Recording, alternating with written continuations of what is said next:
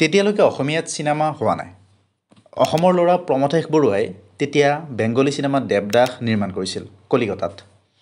1915 চনত আমেৰিকাত চিনেমা নিৰ্মাণৰ কাম কাজ প্ৰথম আৰম্ভ হৈছিলহে মাত্ৰ। ডেভিড ৱাগ ৰিকিথে the birth of a nation চিনেমাৰে চিনেমা নিৰ্মাণ কলাটো বিশ্বৰ আগত দাঙি ধৰিছিল। প্ৰথম বিশ্বযুদ্ধৰ আগলৈ চিনেমা নিৰ্মাণ ইউৰোপ আৰু আমেৰিকাৰ মাজতেই সীমাবদ্ধ হৈ আছিল।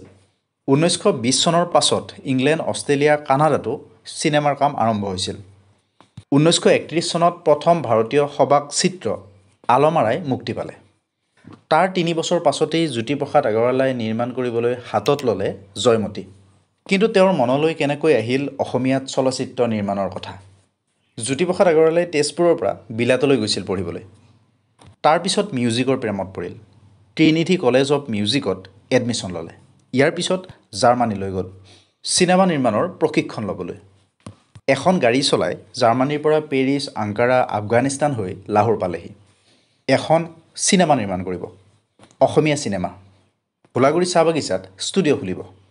লাহোৰৰ পৰা টেকনিচিয়ান লৈ আহিল, লগতে ছাউণ্ড ছিষ্টেমো লৈ আহিল অসমলৈ।